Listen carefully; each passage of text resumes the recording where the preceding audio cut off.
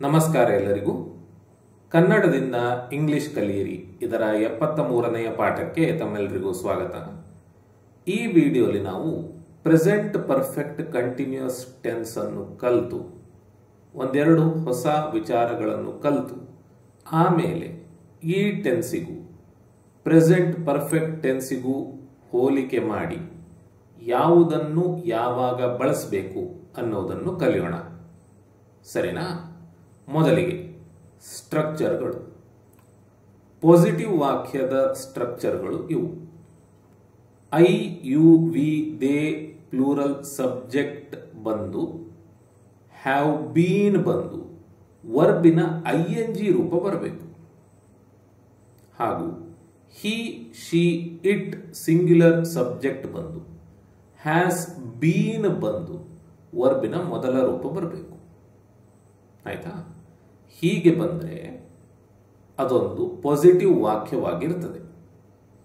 ಇನ್ನು ನೆಗೆಟಿವ್ ವಾಕ್ಯಕ್ಕೆ ಹ್ಯಾವ್ ಹಾಗೂ ಬೀನ್ ನ ನಡುವೆ ನಾಟ್ ಬರಬೇಕು. ಹ್ಯಾಸ್ ಹಾಗೂ ಬೀನ್ ನ ನಡುವೆ ನಾಟ್ ಬರಬೇಕು. ಮತ್ತೆ ಉಳಿದಿದ್ದೆಲ್ಲ ಸೇಮ್. ಆಯ್ತಾ?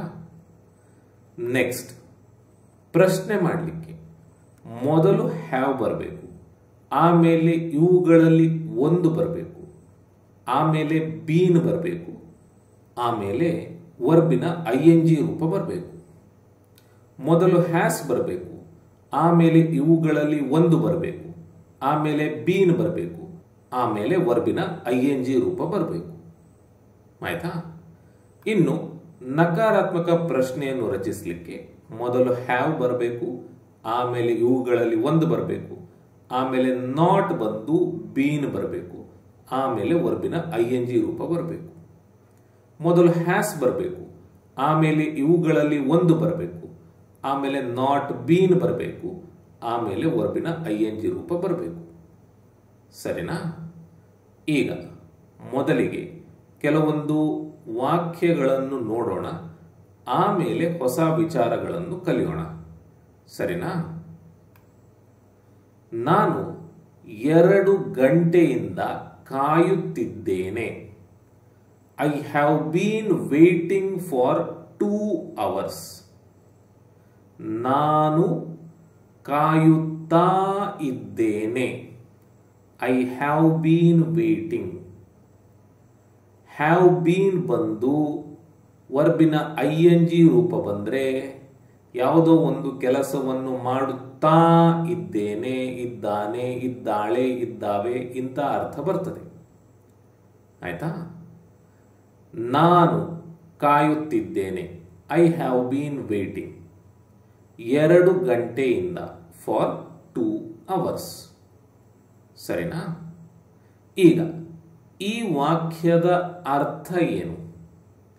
ಈ ವಾಕ್ಯದ ಅರ್ಥ ಏನಂದ್ರೆ, 2 ಗಂಟೆಯಿಂದ ನಾನು ಕಾಯುತ್ತಾ ಇದ್ದೇನೆ ಹಾಗೂ ಈವಾಗ ಕೂಡ ನಾನು ಕಾಯ್ತಾ ಇದ್ದೇನೆ ಅಂತ.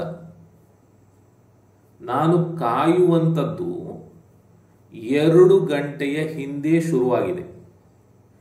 2 ಗಂಟೆಯಿಂದ ನಾನು ಕಾಯ್ತಾ ಇದ್ದೇನೆ, ಈಗ ಕೂಡ ನಾನು ಕಾಯ್ತಾ ಇದ್ದೇನೆ ಅನ್ನುವಂತಹ ಅರ್ಥ ಕೊಡುವಂತಹ ವಾಕ್ಯ. ಸರಿನಾ? ಇನ್ನೊಂದು ಉದಾಹರಣೆ. ಅವರು ಕಳೆದ 1 ಗಂಟೆಯಿಂದ ಮಾತನಾಡುತ್ತಿಲ್ಲ. They haven't been talking for the last hour. ಅವರು ಮಾತನಾಡುತ್ತಿಲ್ಲ.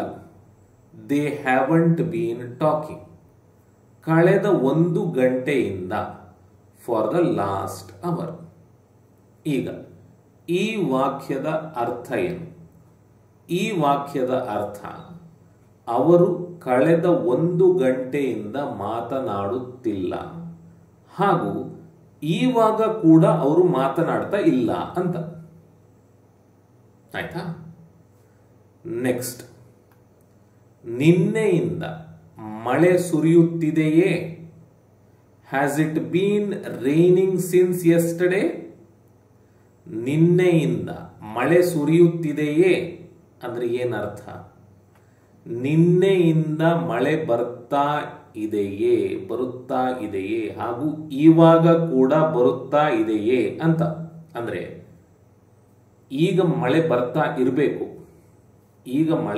ಇರಬೇಕು ಹಾಗೂ ಮಳೆ ಬರ್ತಾ ಇರುವಾಗ ನಾವು ಈ ಪ್ರಶ್ನೆಯನ್ನು ಕೇಳಬೇಕು, ನಿನ್ನೆಯಿಂದ ಬರ್ತಾ ಇದೆಯಾ ಅಂತ. ಅಂದ್ರೆ ನಿನ್ನೆ ಶುರುವಾದ ಮಳೆ ಈ ಹೊತ್ತಿನ ತನಕ ಬರ್ತಾ ಇದೆಯಾ ಅಂತ ಕೇಳುವಂಥದ್ದು. ಆಯ್ತಾ? ನೆಕ್ಸ್ಟ್, ನೀವು ಪರೀಕ್ಷೆಗೆ ಓದುತ್ತಿಲ್ಲವೇ? ಹ್ಯಾವಂಟ್ ಯು ಅಂದ್ರೆ have you not. Haven't you been studying for the exam?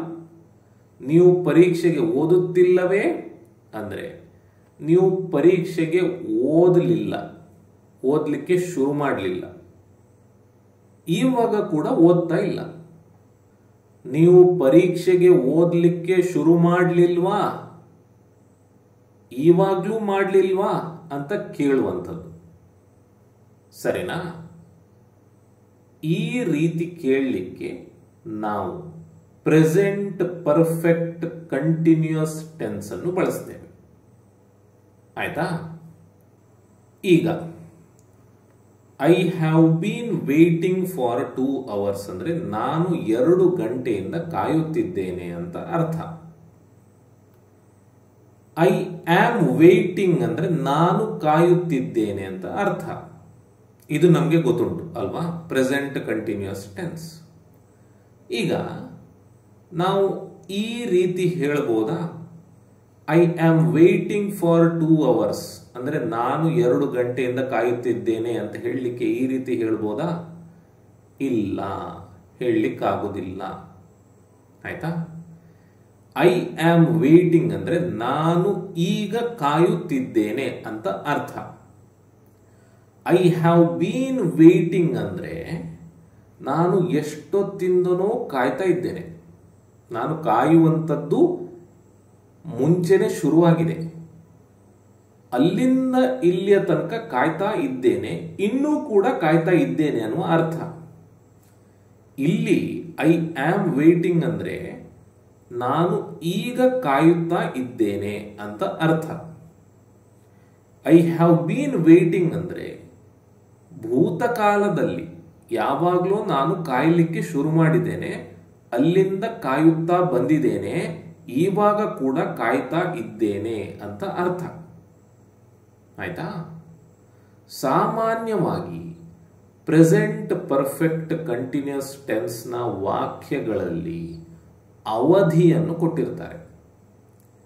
ಎಷ್ಟು ಅವಧಿ ಅಂತೇಳಿ ಇಲ್ಲಿ 2 ಗಂಟೆ ಅಂತ ಕೊಟ್ಟಿದ್ದಾರೆ. 2 ಗಂಟೆ, 2 ಗಂಟೆಯಿಂದ ನಾನು ಕಾಯ್ತಾ ಇದ್ದೇನೆ, ಇವಾಗ ಕೂಡ ಕಾಯ್ತಾ ಇದ್ದೇನೆ.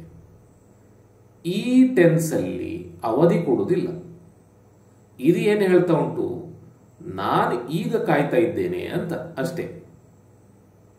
ಆಯ್ತಾ? ಒಂದು ವೇಳೆ ಪ್ರೆಸೆಂಟ್ ಪರ್ಫೆಕ್ಟ್ ಕಂಟಿನ್ಯೂಸ್ ಟೆನ್ಸ್ ನ ವಾಕ್ಯದಲ್ಲಿ ಅವಧಿಯನ್ನು ಕೊಡದೇ ಇದ್ರೆ ಇತ್ತೀಚೆಗೆ ಅನ್ನುವ ಅರ್ಥ ಇರ್ತದೆ ಅಂತ ನೆನ್ಪಿಟ್ಕೊಳ್ಬೇಕು. ನಾನು ಕಾಯುತ್ತಿದ್ದೇನೆ ಅಂತ ಉಂಟಿಲ್ಲಿ ಅಲ್ವಾ? ಎಷ್ಟು ಸಮಯದಿಂದ ಅಂತ ಕೊಡ್ಲಿಲ್ಲ. ಯಾವಾಗ ಕೊಟ್ಟಿರುವುದಿಲ್ವೋ ಆವಾಗ ಇತ್ತೀಚೆಗಿಂದ ಅಥವಾ ಸ್ವಲ್ಪ ಹೊತ್ತಿನಿಂದ ಅಂತ ತಿಳ್ಕೊಳ್ಬೇಕು ನೀವು. ಸರಿನಾ? ಸಾಮಾನ್ಯವಾಗಿ ಕೊಡ್ತಾರೆ, ಕೊಡದಿದ್ದಾಗ ಹಾಗೆ ತಿಳ್ಕೊಳ್ಬೇಕು. ಆಯ್ತಾ? ಸೊ ಇಷ್ಟು ಹೊತ್ತಿನಿಂದ, ಇಷ್ಟು ಸಮಯದಿಂದ ನಾನು ಯಾವುದೋ ಒಂದು ಕೆಲಸ ಮಾಡ್ತಾ ಇದ್ದೇನೆ, ಇವಾಗ ಕೂಡ ಮಾಡ್ತಾ ಇದ್ದೇನೆ ಅಂತ ಹೇಳಲಿಕ್ಕೆ ಪ್ರೆಸೆಂಟ್ ಪರ್ಫೆಕ್ಟ್ ಕಂಟಿನ್ಯೂಸ್ ಟೆನ್ಸ್ ಅನ್ನು ಬಳಸ್ತೇವೆ. ಸರಿನಾ? ಇನ್ನು ಫಾರ್ ಹಾಗೂ ಸಿನ್ಸ್ ನ ಬಳಕೆ ಬಗ್ಗೆ ಕಲಿಯೋಣ. ಅವರು 30 ನಿಮಿಷದಿಂದ ಕಾಯುತ್ತಿದ್ದಾರೆ. He has been waiting for 30 minutes. ಅವರು ಕಾಯುತ್ತಿದ್ದಾರೆ, ಹಿ ಹ್ಯಾಸ್ ಬೀನ್ ವೇಟಿಂಗ್ 30 ನಿಮಿಷದಿಂದ ಫಾರ್ 30 ಮಿನಿಟ್ಸ್. ಅವರು 30 ನಿಮಿಷದಿಂದ ಕಾಯ್ತಾ ಇದ್ದಾರೆ, ಇವಾಗ ಕೂಡ ಕಾಯ್ತಾ ಇದ್ದಾರೆ ಅಂತ ಅರ್ಥ. ಆಯ್ತಾ? ನೆಕ್ಸ್ಟ್, ಅವರು ಸಂಜೆ 4 ಗಂಟೆಯಿಂದ ಕಾಯುತ್ತಿದ್ದಾರೆ. ಹಿ has bean waiting since 4 PM. ಅವರು 4 ಗಂಟೆಗೆ ಕಾಯಲಿಕ್ಕೆ ಶುರು ಮಾಡಿದ್ದಾರೆ, ಈಗ ಸಮಯ 8 ಗಂಟೆ, ಇವಾಗ ಕೂಡ ಕಾಯ್ತಾ ಇದ್ದಾರೆ ಅವರು ಅಂತ ಹೇಳುವಂಥದ್ದು. ಆಯ್ತಾ? 8 ಗಂಟೆ ಅಂತ ಸುಮ್ಮನೆ ಹೇಳಿದ್ದು, ಎಷ್ಟು ಗಂಟೆ ಬೇಕಾದರೂ ಆಗಿರ್ಬೋದು. ಸರಿನಾ? ಈಗ ಇಲ್ಲಿ ನಾವು ಫಾರ್ 30 ಮಿನಿಟ್ಸ್ ಅಂತ ಹೇಳಿದ್ವಿ, ಇಲ್ಲಿ ಸಿನ್ಸ್ 4 PM ಅಂತ ಹೇಳಿದ್ವಿ. ಹಾಗಾದ್ರೆ ಯಾವಾಗ ಫಾರ್ ಬಳಸಬೇಕು, ಯಾವಾಗ ಸಿನ್ಸ್ ಬಳಸಬೇಕು ಅಂದ್ರೆ, ಯಾವಾಗ ನಾವು ಒಂದು ಅವಧಿಯನ್ನು, ಒಂದು ಕಾಲವನ್ನು ಹೇಳಿರುತ್ತೇವೋ ಆವಾಗ ಫಾರ್ ಅನ್ನು ಬಳಸಬೇಕು. 30 ನಿಮಿಷಗಳ ಕಾಲ ಇದು ಅಲ್ವಾ? 30 ನಿಮಿಷಗಳ ಕಾಲ, 30 ನಿಮಿಷದಿಂದ ಅವರು ಕಾಯ್ತಾ ಇದ್ದಾರೆ, ಇದೊಂದು ಅವಧಿ. ಸರಿ ಅಲ್ವಾ? ಹೀಗೆ ಇದ್ದಾಗ ಫಾರ್ ಅನ್ನು ಬಳಸಬೇಕು.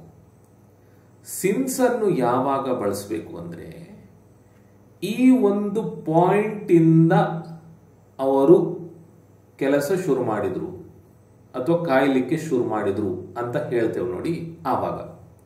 ಅಂದ್ರೆ ಇಷ್ಟೇ ಹೊತ್ತಿಗೆ ಕೆಲಸವನ್ನು ಶುರು ಮಾಡಿದ್ರು ಅಂತ ಹೇಳ್ತೇವೆ ನೋಡಿ, ಆವಾಗ. ಇಲ್ಲೇನುಂಟು, 4 ಗಂಟೆ ಅಂದ್ರೆ ಅವರು 4 ಗಂಟೆಗೆ ಕಾಯಲಿಕ್ಕೆ ಶುರು ಮಾಡಿದ್ರು. ಇದು ಅವಧಿ ಅಲ್ಲ, ಇದು ಅವಧಿ ಅಲ್ಲ.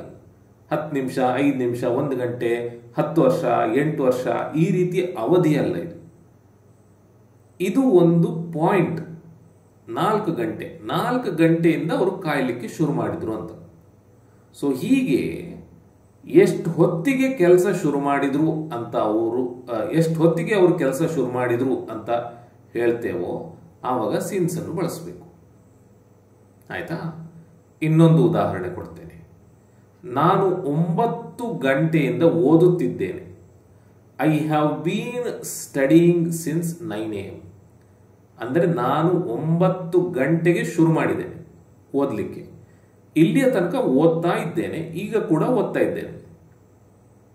9 ಗಂಟೆ ಅಂದ್ರೆ ಎಷ್ಟೊತ್ತಿಗೆ ಕೆಲಸ ಶುರು ಆಯಿತು ಅನ್ನೋದಿಲ್ಲಿ ಹೇಳಿದ್ದಾರೆ, 9 ಗಂಟೆಗೆ ಅಂತ ಹೇಳಿ. ಸರಿನಾ? ಅದೇ ಇಲ್ಲಿ ನಾನು 2 ಗಂಟೆಗಳ ಕಾಲದಿಂದ ಓದುತ್ತಿದ್ದೇನೆ ಅಂತ ಉಂಟು. ಅಂದ್ರೆ ನಾನು ಓದ್ಲಿಕ್ಕೆ ಶುರು ಮಾಡಿ 2 ಗಂಟೆ ಆಯ್ತು ಅಂತ ಹೇಳ್ತಾ ಇರುವಂಥದ್ದು. ಆಯ್ತಾ? ಇಲ್ಲಿ ನಾವು ಫಾರ್ ಅನ್ನು ಬಳಸ್ತೇವೆ. I have bean studying for 2 hours. ಅಂದ್ರೆ ನಾನು ಓದ್ಲಿಕ್ಕೆ ಶುರು ಮಾಡಿ 2 ಗಂಟೆ ಆಯಿತು, ಇನ್ನೂ ಕೂಡ ಓದ್ತಾ ಇದ್ದೇನೆ ಅಂತ ಅರ್ಥ. ಎಷ್ಟು ಗಂಟೆಗೆ ಶುರು ಮಾಡಿದ್ದೇನೆ? ಬೆಳಿಗ್ಗೆ 9 ಗಂಟೆಗ, ಬೆಳಿಗ್ಗೆ 10 ಗಂಟೆಗ, ಮಧ್ಯಾಹ್ನ 2 ಗಂಟೆಗ, ಮಧ್ಯಾಹ್ನ 3 ಗಂಟೆಗ, ಅದು ಗೊತ್ತಿಲ್ಲ, ಅದರ ಬಗ್ಗೆ ಇಲ್ಲಿ ಹೇಳಲಿಲ್ಲ. ಇಲ್ಲಿ ಏನು ಹೇಳಿದ್ದಾರೆ? ನಾನು 2 ಗಂಟೆಗಳ ಕಾಲದಿಂದ ಓದ್ತಾ ಇದ್ದೇನೆ ಅಂತ ಹೇಳಿ. ಹೀಗೆ ಅವಧಿಯನ್ನು ಕೊಟ್ಟಾಗ ಫಾರ್ ಅನ್ನು ಬಳಸಬೇಕು. ಸರಿನಾ? ನೆಕ್ಸ್ಟ್, ಪ್ರೆಸೆಂಟ್ ಪರ್ಫೆಕ್ಟ್ ಟೆನ್ಸಿಗೂ ಪ್ರೆಸೆಂಟ್ ಪರ್ಫೆಕ್ಟ್ ಕಂಟಿನ್ಯೂಸ್ ಟೆನ್ಸಿಗೂ ಏನು ವ್ಯತ್ಯಾಸ, ಎಲ್ಲೆಲ್ಲಿ ಯಾವುದನ್ನು ಬಳಕೆ ಮಾಡಬೇಕು ಅದನ್ನು ನೋಡೋಣ. ಸರಿನಾ? ಮೊದಲಿಗೆ ರಿಪೀಟೆಡ್ ಆರ್ ಸಿಂಗಲ್ ಆಕ್ಷನ್. ಉದಾಹರಣೆ ಕೊಡ್ತೇನೆ. My mother has phoned you ಅಥವಾ my mother has called you. ನನ್ನ ತಾಯಿ ನಿನಗೆ ಫೋನ್ ಮಾಡಿದ್ದಾರೆ. ಇದು present perfect tense. My mother has been phoning you ಅಥವಾ my mother has been calling you ಅಂದ್ರೆ ನನ್ನ ತಾಯಿ ನಿನಗೆ ಫೋನ್ ಮಾಡುತ್ತಿದ್ದಾರೆ ಅಂತ. ಈ ವಾಕ್ಯದ ಅರ್ಥ, ಈ ವಾಕ್ಯದ ಅರ್ಥ ಬೇರೆ ಬೇರೆ. ಈ ವಾಕ್ಯದ ಅರ್ಥ ಏನಂದ್ರೆ, ನನ್ನ ತಾಯಿ ನಿನಗೆ 1 ಸತಿ ಫೋನ್ ಮಾಡಿದ್ರು ಅಂತ.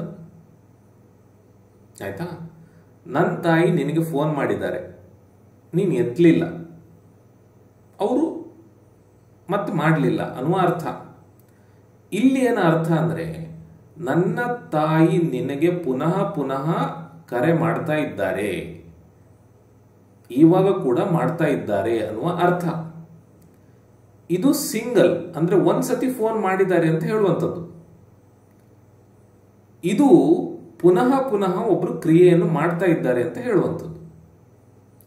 ಒಂದು ಸತಿ ಮಾಡಿದ್ದಾರೆ ಅಂತ ಹೇಳುವಾಗ ಪ್ರೆಸೆಂಟ್ ಪರ್ಫೆಕ್ಟ್ ಬಳಸಿ, ಪುನಃ ಪುನಃ ಮಾಡ್ತಾ ಇದ್ದಾರೆ ಅಂತ ಹೇಳುವಾಗ ಪ್ರೆಸೆಂಟ್ ಪರ್ಫೆಕ್ಟ್ ಕಂಟಿನ್ಯೂಸ್ ಟೆನ್ಸ್ ಅನ್ನು ಬಳಸಿ. ಆಯ್ತಾ? ಇನ್ನೊಂದಷ್ಟು ಉದಾಹರಣೆಗಳನ್ನು ನೋಡೋಣ. I have gone to the nearby hotel. ನಾನು ಹತ್ತಿರದ ಹೋಟೆಲ್ಗೆ ಹೋಗಿದ್ದೇನೆ. ನಾನು ಈ ಹತ್ತಿರದ ಹೋಟೆಲ್ಗೆ ಹೋಗಿದ್ದೇನೆ, ಅದಕ್ಕೆ ನಾನು ವಾಪಸ್ ಬರೋದಿಲ್ಲ ಈಗ. ಆಯ್ತಾ? ನಾನು ಹೋಗಿದ್ದೇನೆ, ಇವತ್ತು ವಾಪಸ್ ಬರೋದಿಲ್ಲ. I have been going to the nearby hotel. ನಾನು ಹತ್ತಿರದ ಹೋಟೆಲ್ಗೆ ಹೋಗುತ್ತಿದ್ದೇನೆ. ನಾನು ಹೋದ ತಿಂಗಳು ಹೋಗಿದ್ದೆ, ಹೋದ ವಾರ ಹೋಗಿದ್ದೆ, ಮೊನ್ನೆ ಹೋಗಿದ್ದೆ, ನಿನ್ನೆ ಹೋಗಿದ್ದೆ, ಇನ್ನು ಮುಂದೂ ಕೂಡ ಹೋಗ್ಬೋದು, ನಾನು ಗೊತ್ತಿಲ್ಲ. ಇಲ್ಲಿ ಒಂದು ಸತಿ ನಾನು ಹೋಗಿದ್ದೇನೆ ಅಂತ ಹೇಳುವಂಥದ್ದು. ನಾನು ಹೋಟೆಲ್ಗೆ ಹೋಗಿದ್ದೇನೆ. ಆಯ್ತಾ? ಇದರ ಪರಿಣಾಮ ಏನೋ ಒಂದು ವರ್ತಮಾನ ಕಾಲಕ್ಕೆ ಲಿಂಕ್ ಆಗಿರ್ತದೆ. ಅದರ ಬಗ್ಗೆ ಇಲ್ಲಿ ಹೇಳಲಿಲ್ಲ, ಅದು ಬಿಟ್ಬಿಡೋಣ. ಇದರ ಅರ್ಥ ಏನಂದ್ರೆ, ನಾನು ಆಗಾಗ ಹೋಗ್ತೇನೆ ಹೋಟೆಲ್ಗೆ ಅಂತ. ಆಯ್ತಾ? ಇನ್ನೊಂದಷ್ಟು ಉದಾಹರಣೆಗಳು. I tried to fix this TV. ನಾನು ಈ ಟಿವಿಯನ್ನು ಸರಿಪಡಿಸಲು ಪ್ರಯತ್ನಿಸಿದ್ದೇನೆ. I been trying to fix this TV. ನಾನು ಈ ಟಿವಿಯನ್ನು ಸರಿಪಡಿಸಲು ಪ್ರಯತ್ನಿಸುತ್ತಿದ್ದೇನೆ. ಇಲ್ಲಿ ನಾನು ಒಂದ್ಸತಿ ಪ್ರಯತ್ನಿಸಿದ್ದೇನೆ ಅಂತ ಹೇಳುವಂಥದ್ದು. ಒಂದು ಟೈಮ್ ನಾನು ಅದನ್ನು ಸರಿ ಮಾಡಲಿಕ್ಕೆ ನೋಡಿದ್ದೇನೆ. ಇಲ್ಲಿ ನಾನು ಸರಿ ಮಾಡ್ಲಿಕ್ಕೆ ನೋಡ್ತಾನೆ ಇದ್ದೇನೆ ಅಂತ ಹೇಳುವಂಥದ್ದು. I have been trying to fix this TV. ಇಲ್ಲಿ ನೋಡಿ, ಅವಧಿ ಇಲ್ಲ. ಆಯ್ತಾ? ಇಷ್ಟು ಸಮಯದಿಂದ ಅದಿಲ್ಲ. ಬಟ್ ಇಲ್ಲಿ ನಾವು ಏನು ಹೇಳಲಿಕ್ಕೆ ಪ್ರಯತ್ನಿಸ್ತಿದ್ದೇವೆ, ನಾವು ಒಂದು ಕೆಲಸವನ್ನು ಪುನಃ ಪುನಃ ಮಾಡ್ತಾ ಇದ್ದೇವೆ ಅಂತ ಹೇಳಿ. ಆಯ್ತಾ? ಅವಧಿ ಇಲ್ಲದೆ ಇದ್ದಾಗ ಸಾಮಾನ್ಯವಾಗಿ ಇತ್ತೀಚೆಗಿಂದ ಅಂತ ತಿಳ್ಕೊಳ್ಬೇಕು. ಬಟ್ ಕೆಲವೊಮ್ಮೆ ಅದರ ಅಗತ್ಯವೂ ಬೀಳುವುದಿಲ್ಲ. ನಾನು ಟಿವಿ ಸರಿ ಮಾಡಲಿಕ್ಕೆ ಪ್ರಯತ್ನ ಪಡ್ತಾ ಇದ್ದೇನೆ. ಅವತ್ತು ಪ್ರಯತ್ನ ಪಟ್ಟಿದ್ದೆ, ಮೊನ್ನೆ ಪ್ರಯತ್ನ ಪಟ್ಟಿದ್ದೆ, ನಿನ್ನೆ ಪಟ್ಟಿದ್ದೆ, ಹೀಗೆ ಪುನಃ ಪುನಃ ಮಾಡ್ತಾ ಇದ್ದೇನೆ ಅಂತ ಹೇಳುವಂಥದ್ದು. ಆಯ್ತಾ? They've closed their restaurants. ಆಯ್ತಾ? ಅವರು ತಮ್ಮ ರೆಸ್ಟೋರೆಂಟ್ಸ್ ಅನ್ನು ಮುಚ್ಚಿದ್ದಾರೆ. They've closed their restaurants. ಇದನ್ನ ರೆಸ್ಟೋರೆಂಟ್ಸ್ ಅಂತ ಉಚ್ಚಾರ ಮಾಡೋದು. ನೀವು ರೆಸ್ಟೋರೆಂಟ್ ಅಂತ ಉಚ್ಚಾರ ಮಾಡ್ಕೊಂಡು ಬಂದಿದ್ರೆ ತೊಂದರೆ ಇಲ್ಲ, ಚೇಂಜ್ ಮಾಡ್ಲಿಕ್ಕಾದ್ರೆ ಮಾಡ್ಕೊಳ್ಳಿ, ಇಲ್ಲಾಂದ್ರೆ ಹಾಗೆ ಹೇಳಿ. ಆಯ್ತಾ? ಯಾಕಂದ್ರೆ ಇಂಗ್ಲಿಷ್ ವಿಚಿತ್ರ ಭಾಷೆನ ಮುಂಚಿಂದನೂ ಹೇಳ್ಕೊಂಡು ಬರ್ತಾ ಇದ್ದೇನೆ. ಹೇಗೆ ಅದನ್ನು ಬರೀತಾರೋ ಹಾಗೆ ಅದನ್ನು ಉಚ್ಚಾರ ಮಾಡೋದಿಲ್ಲ. ಕರೆಕ್ಟಾಗಿ ಇಂಗ್ಲಿಷ್ ಬಂದವನು ಒಬ್ಬ ಹೇಳಬೇಕು, ಹೀಗೆ ಉಚ್ಚಾರ ಮಾಡಬೇಕು ಅಂತ. ಆವಾಗ ನಮಗೆ ಗೊತ್ತಾಗ್ತದೆ. ನಮ್ಮ ಕನ್ನಡದಲ್ಲಿ ಏನು ನಾವು ಹೇಗೆ ಬರಿತೇವೋ ಹಾಗೆ ಉಚ್ಚಾರ ಮಾಡ್ತೇವೆ ಅಲ್ವಾ? ಇದು ರೆಸ್ಟೋರೆಂಟ್ ಅಂತ ಉಚ್ಚಾರ ಮಾಡಬೇಕಿದ್ನ. ಬಟ್ ನೀವು ಹೇಗೆ ಉಚ್ಚಾರ ಮಾಡ್ತಿದ್ದೀರಿ ಮುಂಚೆಯಿಂದ ಹಾಗೆ ಮಾಡ್ಕೊಂಡೋಗಿ ಏನು ತೊಂದರೆ ಇಲ್ಲ. ಆಯ್ತಾ? ಬಟ್ ಗ್ರಾಮರ್ ಸರಿ ಇರಲಿ ಆದಷ್ಟು. ಈಗ ದೇವ್ ಕ್ಲೋಸ್ಡ್ ದೇರ್ ರೆಸ್ಟೋರೆಂಟ್ಸ್. ಈಗ ಹೋಟೆಲ್ಗಳ ಚೈನ್ ಇರ್ತದೆ. ಉದಾಹರಣೆಗೆ ಉಡುಪಿ ಹೋಟೆಲ್ ಅಂತ ನೀವು ತಗೊಂಡ್ರೆ ಉಡುಪಿಯಲ್ಲೂ ಉಂಟು, ಬೆಂಗಳೂರಲ್ಲೂ ಉಂಟು, ಮಂಗಳೂರಲ್ಲೂ ಉಂಟು, ಮೈಸೂರಲ್ಲೂ ಉಂಟು, ಮತ್ತೊಂದು ಕಡೆನೂ ಉಂಟು. ಆಯ್ತಾ? ಅವರೆಲ್ಲ ಕ್ಲೋಸ್ ಮಾಡಿದ್ದಾರೆ ಅಂತ ಹೇಳ್ತಾ ಇರುವಂಥದ್ದು ಉದಾಹರಣೆ ಅಷ್ಟೇ. They've closed their restaurants. ಅವರು ಕ್ಲೋಸ್ ಮಾಡಿದ್ದಾರೆ ಹೋಟೆಲ್ಗಳನ್ನು, ಮಾಡಿ ಆಗಿದೆ ಅಂತ. They have been closing their restaurants. ಅವರು ತಮ್ಮ ರೆಸ್ಟೋರೆಂಟ್ಗಳನ್ನು ಮುಚ್ಚುತ್ತಿದ್ದಾರೆ ಅಂತ. ಹೋದ ತಿಂಗಳು ಮಂಗಳೂರಿನಲ್ಲಿರುವುದನ್ನು ಮುಚ್ಚಿದ್ರು, ಹೋದ ವಾರ ಬೆಂಗಳೂರಲ್ಲಿರುವ ಉಡುಪಿ ಹೋಟೆಲ್ಗಳನ್ನು ಮುಚ್ಚಿದ್ರು, ಇವಾಗ ಕೂಡ ಮುಚ್ತಾ ಇದ್ದಾರೆ ಅಂತ. ಅಂದ್ರೆ ಇಲ್ಲಿ ಆಗ್ತಾ ಉಂಟು ಕೆಲಸ, ಮುಚ್ಚುವಂತ ಕೆಲಸ ಆಗ್ತಾ ಉಂಟು ಅಂತ ಅರ್ಥ. ಇಲ್ಲಿ ಮುಚ್ಚಿ ಆಗಿದೆ ಅಂತ ಅರ್ಥ ಅಷ್ಟೇ. ಸರಿನಾ? ಸೊ ಇದು ಒಂದು ವ್ಯತ್ಯಾಸ ಪ್ರೆಸೆಂಟ್ ಪರ್ಫೆಕ್ಟ್ ಇದು ಪ್ರೆಸೆಂಟ್ ಪರ್ಫೆಕ್ಟ್ ಕಂಟಿನ್ಯೂಸ್ದು. ಇನ್ನು ಕೆಲವೊಮ್ಮೆ ಏನು ವ್ಯತ್ಯಾಸ ಇರುವುದಿಲ್ಲ. ಉದಾಹರಣೆಗೆ, he's eaten chicken his whole life. ಅವನು ತನ್ನ ಜೀವನದುದ್ದಕ್ಕೂ ಕೋಳಿ ಮಾಂಸವನ್ನು ಸೇವಿಸಿದ್ದಾನೆ.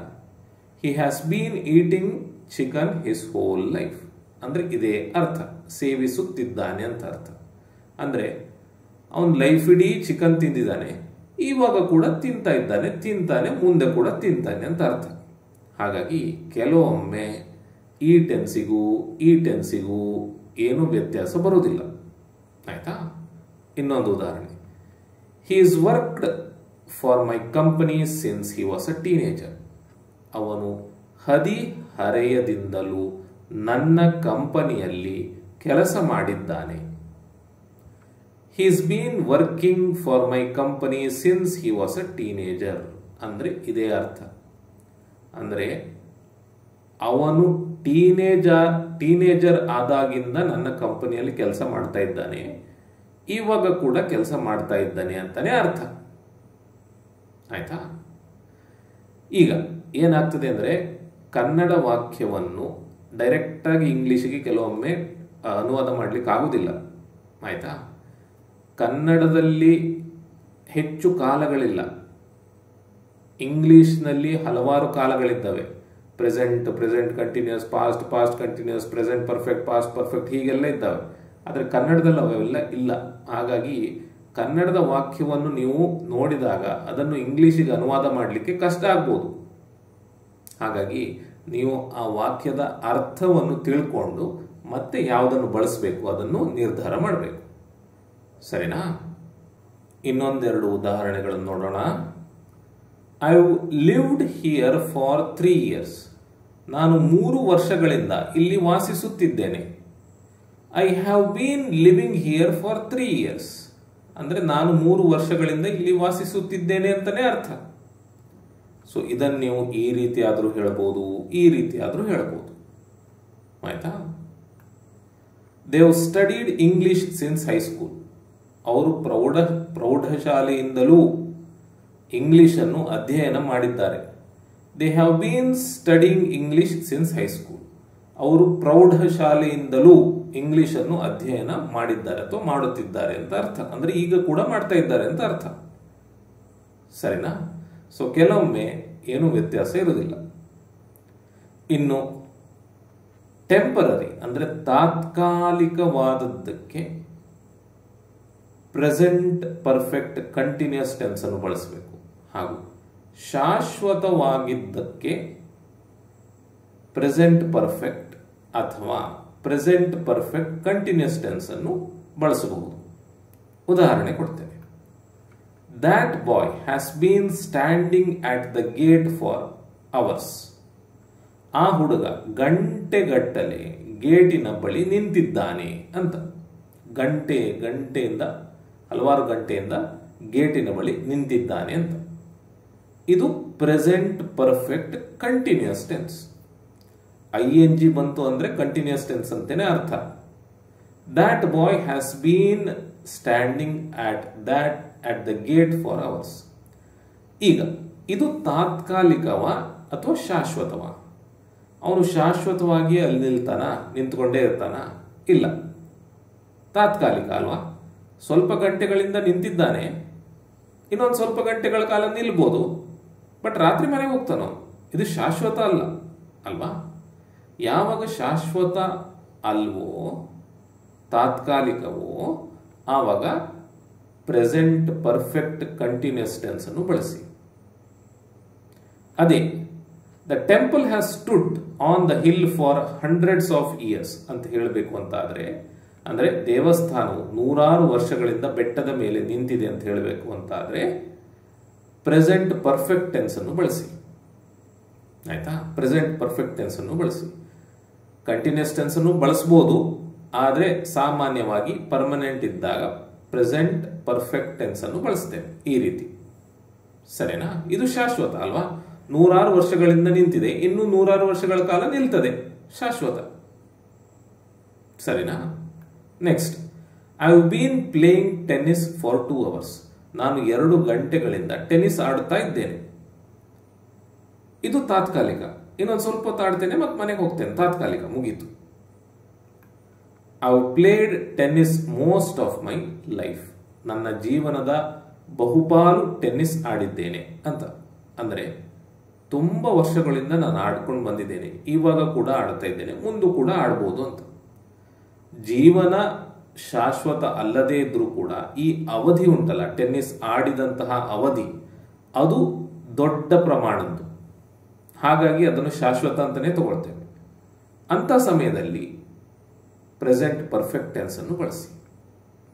ಆಯ್ತಾ? ಇನ್ನು ಫಿನಿಶ್ಡ್ ಆಕ್ಷನ್ಸ್ ಅಂದ್ರೆ ಮುಗಿದ ಕ್ರಿಯೆಗಳನ್ನು ಹೇಳಲಿಕ್ಕೂ ಕೂಡ ನಾವು ಪ್ರೆಸೆಂಟ್ ಪರ್ಫೆಕ್ಟ್ ಕಂಟಿನ್ಯೂಸ್ ಟೆನ್ಸ್ ಅನ್ನು ಬಳಸಬಹುದು. ಅರ್ಥ ಮಾಡ್ಕೊಳ್ಳಿ, ಪ್ರೆಸೆಂಟ್ ಪರ್ಫೆಕ್ಟ್ ಕಂಟಿನ್ಯೂಸ್ ಟೆನ್ಸ್ ಅನ್ನು ನಾವು ಯಾವಾಗ ಬಳಸ್ತೇವೆ ಅಂದ್ರೆ, ಯಾವುದೋ ಒಂದು ಕ್ರಿಯೆ ಭೂತಕಾಲದಲ್ಲಿ ಶುರುವಾಗಿ ನಡೆದುಕೊಂಡು ಬಂದು ಇವಾಗ ಕೂಡ ನಡೀತಾ ಇದೆ ಅಂತ ಹೇಳಲಿಕ್ಕೆ ಬಳಸ್ತೇವೆ. ಆದರೆ ಕೆಲವೊಮ್ಮೆ ಮುಗಿದ ಕ್ರಿಯೆಗಳನ್ನು ಹೇಳಲಿಕ್ಕೂ ನಾವು ಪ್ರೆಸೆಂಟ್ ಪರ್ಫೆಕ್ಟ್ ಕಂಟಿನ್ಯೂಸ್ ಟೆನ್ಸ್ ಅನ್ನು ಬಳಸ್ತೇವೆ. ಉದಾಹರಣೆಗೆ, it's been raining so the pavement is wet. ಇಲ್ಲಿ ಇಟ್ಸ್ ಅಂದ್ರೆ ಇಟ್ ಈಸ್ ಅಲ್ಲ, ಇಟ್ ಹ್ಯಾಸ್. ನೆನಪಿರ್ಲಿ, it has been raining so the pavement is wet ಅಂದ್ರೆ ಮಳೆ ಬರುತ್ತಿದ್ದರಿಂದ ಪಾದಾಚಾರಿ ಮಾರ್ಗ ಒದ್ದೆಯಾಗಿದೆ ಅಂತ ಅರ್ಥ ಮಾಡ್ಕೊಳ್ಳಿ. ಮಳೆ ಬರ್ತಾ ಇತ್ತು, ನಿನ್ನೆ ಬಂತು, ಮೊನ್ನೆ ಬಂತು, ಬರ್ತಾ ಇತ್ತು. ನಿನ್ನೆ ಮೊನ್ನೆ ಮಳೆ ಬಂದಿದೆ, ಆದರೆ ನಿನ್ನೆ ಮಳೆ ನಿಂತಿದೆ. ಮಳೆ ನಿಂತರೂ ಒದ್ದೆ ಆಗಿರುವ ನೆಲ ಇದೆ ಈಗ. ಇಟ್ ಹ್ಯಾಸ್ ಬೀನ್ ರೈನಿಂಗ್ ಅಂದ್ರೆ ಮಳೆ ಬರ್ತಾ ಇತ್ತು, ಈಗ ನಿಂತಿದೆ. ಮಳೆ ಬರ್ತಿದ್ರಿಂದ ಪಾದಾಚಾರಿಯ ಮಾರ್ಗ, ಪೇವ್ಮೆಂಟ್, ಒದ್ದೆ ಆಗಿದೆ ಅಂತ ಹೇಳಿ. ಆಯ್ತಾ? ಇಟ್ ಹ್ಯಾಸ್ ಬೀನ್ ರೈನಿಂಗ್ ಅಂದ್ರೆ ಮಳೆ ಬರ್ತಾ ಇತ್ತು. ಬರೀ ಈ ವಾಕ್ಯ ಇದ್ರೆ ಮಳೆ ಬರ್ತಾ ಇತ್ತು, ಈಗ ಕೂಡ ಬರ್ತಾ ಇದೆ ಅಂತ ಅರ್ಥ. ಆದ್ರೆ ಈ ಎರಡು ವಾಕ್ಯವನ್ನು ಸೇರಿಸಿದಾಗ ಮಳೆ ಬರ್ತಿತ್ತು, ಮಳೆ ನಿಲ್ತು, ಆದರೆ ಮಳೆ ಬಂದ ಕಾರಣ ಈಗ ಪಾದಾಚಾರಿಯ ಮಾರ್ಗ ಒದ್ದೆ ಆಗಿದೆ ಅಂತ ಹೇಳುವಂಥದ್ದು.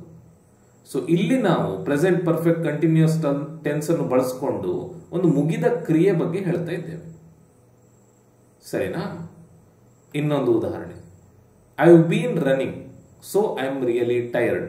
ನಾನು ಓಡುತ್ತಿದ್ದರಿಂದ ತುಂಬಾ ದಣಿದಿದ್ದೇನೆ. ನಾನು ಓಡ್ತಾ ಇದ್ದೆ, ಅರ್ಧ ಗಂಟೆಯಿಂದ ಓಡ್ತಾ ಇದ್ದೆ, ಈಗ ನಿಲ್ಲಿಸಿದ್ದೇನೆ ಓಡುವುದನ್ನು, ಆದರೆ ಈಗ ನಂಗೆ ಸುಸ್ತಾಗಿದೆ. ನಾನು ಓಡ್ತಾ ಇದ್ದದ್ದು ಹೌದು, ಆದರೆ ಓಡುವುದನ್ನು ನಿಲ್ಲಿಸಿ ಆಗಿದೆ. ಅದರ ಪರಿಣಾಮ ಈಗ ಉಂಟು. ಏನು? ನನಗೆ ಸುಸ್ತಾಗಿದೆ. ಐ ಹ್ಯಾವ್ ಬೀನ್ ರನ್ನಿಂಗ್, ನಾನು ಓಡ್ತಾ ಇದ್ದೆ, ಆದ್ರಿಂದ ನಂಗೆ ಸುಸ್ತಾಗಿದೆ ಅಂತ ಹೇಳುವಂಥದ್ದು. ಅಂದ್ರೆ ಇದನ್ನು ಹೇಳುವಾಗ ಓಡ್ತಾ ಇರುವುದಿಲ್ಲ ನಾನು. ಸರಿನಾ? Next, sorry he's sweating, he's been working. ಇಲ್ಲಿ ಹಿ ಈಸ್, ಇಲ್ಲಿ ಹಿ ಹ್ಯಾಸ್. ಆಯ್ತಾ? ಇದು ನಿಮಗೆ ಹೋಗ್ತಾ ಹೋಗ್ತಾ ಗೊತ್ತಾಗ್ತದೆ. ಕ್ಷಮಿಸಿ, ಅವನು ಬೆವರುತ್ತಿದ್ದಾನೆ, ಅವನು ಕೆಲಸ ಮಾಡ್ತಾ ಇದ್ದ. ಅಂದ್ರೆ ಅವನು ಬೆಳಗ್ಗೆಯಿಂದ ಕೆಲಸ ಮಾಡ್ತಾ ಇದ್ದ, ತುಂಬಾ ಹೊತ್ತು ಕೆಲಸ ಮಾಡ್ತಿದ್ದ, ಅದಕ್ಕೆ ಬೆವರುತ್ತಿದ್ದಾನೆ ಅಂತ ಹೇಳುವಂಥದ್ದು. ಅಂದ್ರೆ ಈ ವಾಕ್ಯವನ್ನು ಹೇಳುವಾಗ ಅವನು ಕೆಲಸ ಮಾಡ್ತಾ ಇರ್ಬೇಕಂತಿಲ್ಲ. ಅವನು ಬೆಳಗ್ಗೆಯಿಂದ ಕೆಲಸ ಮಾಡ್ತಾ ಇದ್ದ, ಈಗ ನಿಲ್ಲಿಸಿದಾನೆ, ಆದರೆ ಅಷ್ಟೊತ್ತು ಕೆಲಸ ಮಾಡಿದ್ದಕ್ಕೆ ಅವನಿಗೆ ಬೆವರು ಬರ್ತಾ ಇದೆ ಅಂತ ಹೇಳುವಂಥದ್ದು. ಆಯ್ತಾ? ಸೊ ಇಲ್ಲಿ ನಾವು ಪ್ರೆಸೆಂಟ್ ಪರ್ಫೆಕ್ಟ್ ಕಂಟಿನ್ಯೂಸ್ ಟೆನ್ಸ್ ಬಳಸ್ಕೊಂಡು ಮುಗಿದ ಕ್ರಿಯೆಯನ್ನು ಹೇಳ್ತಾ ಇದ್ದೇವೆ. ಯಾಕೆಂದ್ರೆ ಅವನು ಕೆಲಸ ಮಾಡಿ ಆಗಿದೆ. ಆಯ್ತಾ? Next, have you been smoking? ನೀವು ಧೂಮಪಾನ ಮಾಡಿದ್ದೀರಾ? ನೋಡಿ, ಒಬ್ಬ ಇದ್ದಾನೆ, ನಾನು ಅವನ ಹತ್ರ ಹೋಗ್ತೇನೆ. ಹೋದಾಗ ನನಗೆ ಸಿಗರೇಟಿನ ಘಮ್ ಸ್ಮೆಲ್ ಬರ್ತದೆ, ಆಯ್ತಾ, ಘಮ್ ಅಂತ ಬರ್ತದೆ. ಆವಾಗ ನಾನು ಅವನ ಹತ್ರ ಕೇಳ್ತೇನೆ, ನೀವು ಧೂಮಪಾನ ಮಾಡಿದ್ದೀರಾ ಅಂತ. ಅಂದ್ರೆ ನಾನು ಇದನ್ನು ಕೇಳುವಾಗ ಅವನು ಮಾಡ್ತಾ ಇರ್ಬೇಕಂತ ಅಲ್ಲ, ನಾನು ಕೇಳುವ ಮೊದಲು ಅವನು ಧೂಮಪಾನ ಮಾಡಿದ್ನಾ ಅಂತ ಕೇಳ್ತಾ ಇದ್ದೇನೆ. ಅದರಿಂದ ಏನು, ಆದ್ರಿಂದ ಈಗ ನನಗೆ ಆ ಪರಿಮಳ ಬರ್ತಾ ಉಂಟು ಅಥವಾ ವಾಸನೆ ಬರ್ತಾ ಉಂಟು ಸಿಗರೇಟ್. ಇದು ಕೆಲಸ ಮುಗಿದಾಗಿದೆ, ಸಿಗರೇಟ್ ಸೇದುವಂಥದ್ದು ಆಗಿದೆ, ಅದರ ಸ್ಮೆಲ್ ಈಗ ಬರ್ತಾ ಇದೆ. ಅದಕ್ಕೆ ನಾನು ಕೇಳ್ತಾ ಇದ್ದೇನೆ, ಸ್ಮೋಕ್ ಮಾಡಿದ್ರಾ, ಸಿಗರೇಟ್ ಸೇದಿದ್ರಾ, ಸ್ಮೋಕಿಂಗ್ ಮಾಡ್ತಾ ಇದ್ರಾ ಅಂತ, ಮಾಡಿದ್ರಾ ಅಂತ. ಸರಿನಾ?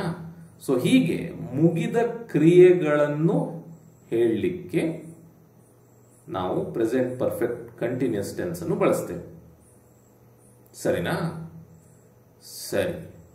ಸೊ ನಿಮಗೆ ನಾನು ಹೇಳಿದ ಅರ್ಥ ಆಗಿದೆ ಅಂತ ತಿಳ್ಕೊಂಡು ಈ ಒಂದು ಎಕ್ಸಸೈಸ್ ಕೊಟ್ಟಿದ್ದೇನೆ. ಇಂಗ್ಲಿಷಿಗೆ ಅನುವಾದ ಮಾಡಿ ಕಮೆಂಟ್ ಬಾಕ್ಸ್ನಲ್ಲಿ ಹಾಕಿ. ಇನ್ನೊಂದು 5 ಸೆಕೆಂಡ್ಗಳಲ್ಲಿ ನಾನು ಉತ್ತರಗಳನ್ನು ತೋರಿಸ್ತೇನೆ. ಎಲ್ಲಿ ತಪ್ಪಾಗಿದೆಯೋ ಅದನ್ನು ನೋಡಿ ತಿದ್ದುಕೊಳ್ಳಿ. ಆಯ್ತಾ? ಸರಿ, ಇವು ಉತ್ತರಗಳು.